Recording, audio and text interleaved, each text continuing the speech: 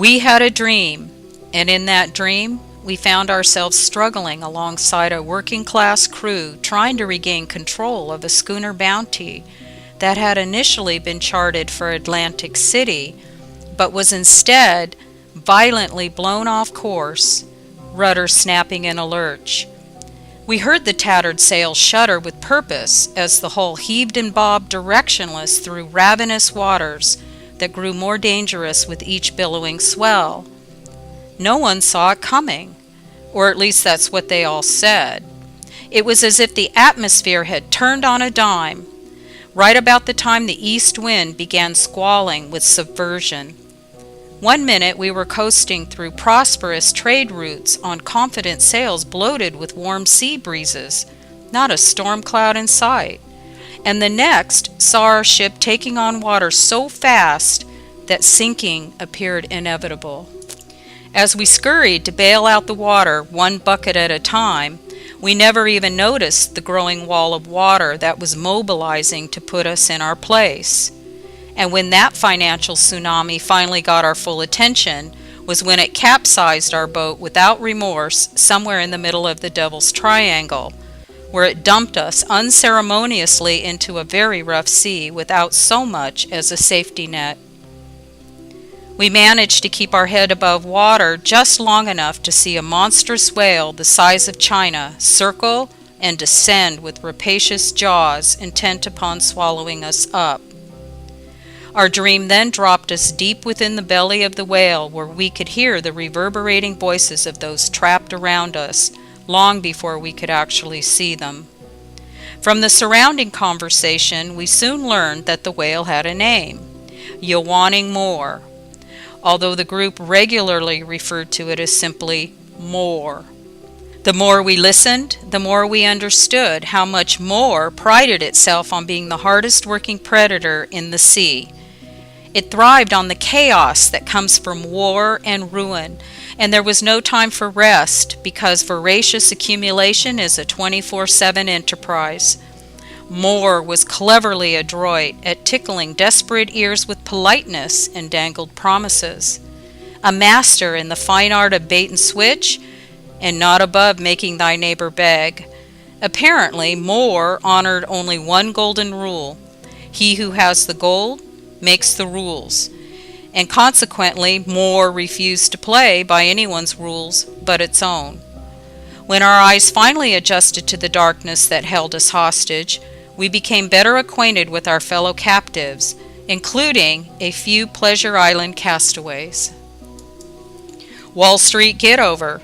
This get-over could do little more than boast about being the original woodcarver, when in fact he was the rainmaker who brought on the storm. Pinocchio.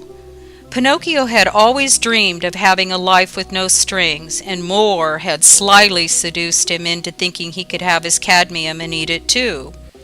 Well, someone once said that Pinocchio was Italian for a reason, and this Pinocchio had absolutely no intention of ever being made in China, for he had a plan.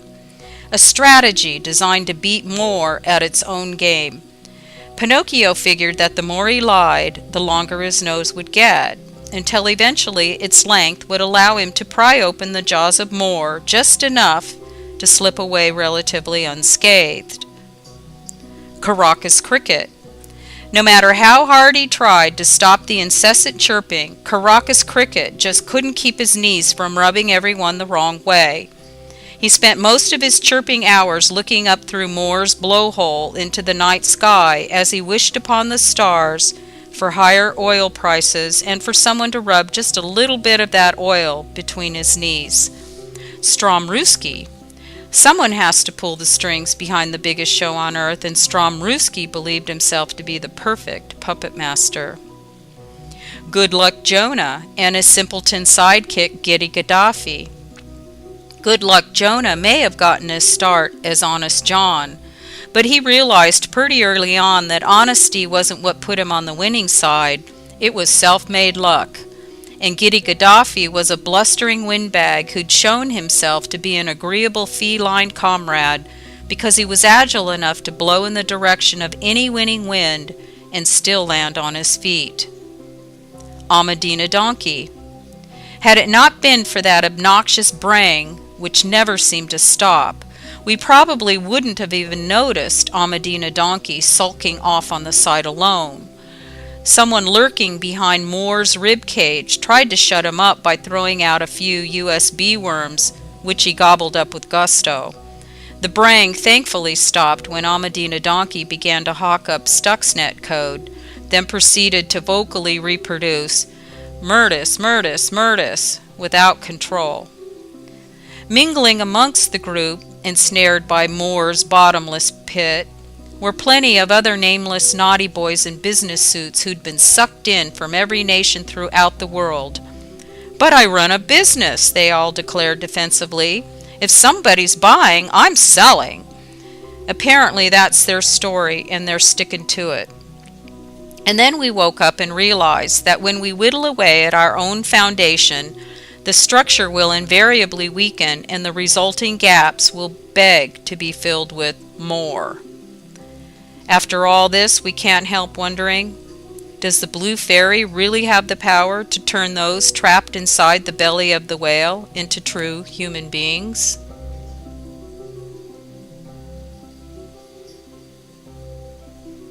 More Moves to Dominate the World was originally posted on October 4, 2010, a little over 8 years ago, when the world was in the thick of what was being promoted with repetitive mastery to be a Great Recession.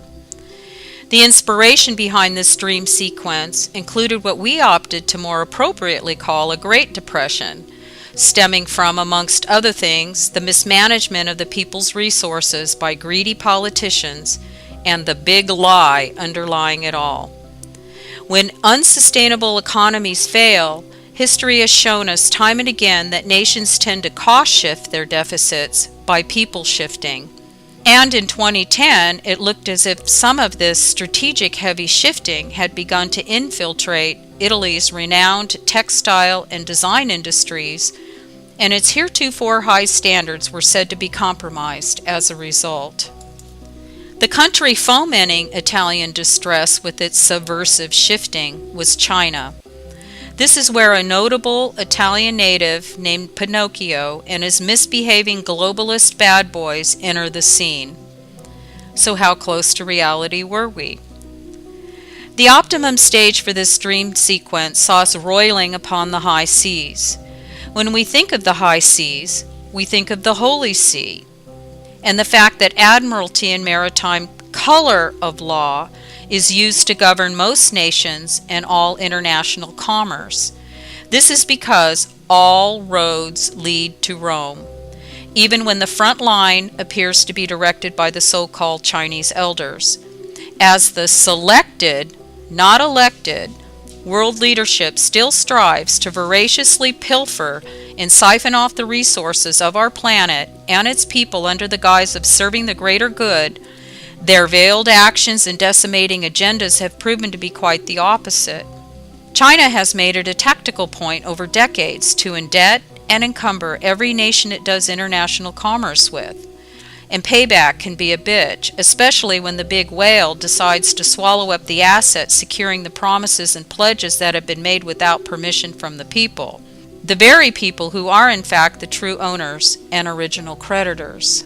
It seemed only fitting to dream up a way to impound these self-serving leaders within the marauding belly of a whale the size of China in what can be best described as an underwater G20-like summit for inhuman puppets. And there they sit, completely devoured and disconnected from reality without even knowing it. What we really want to know now is how the people of the world will cope upon learning the truth about who actually controls their national treasures. National treasures such as their physical bodies and their legal identities, their homes and forms of transportation, their national parks, airports, major shipping ports, water rights, mineral rights, and the air above their very heads. Which brings us to the deeper question going forward. Could it be that the inhuman puppets now languishing in the metaphoric whale's belly have chosen to behave like inhuman puppets because they are not human at all?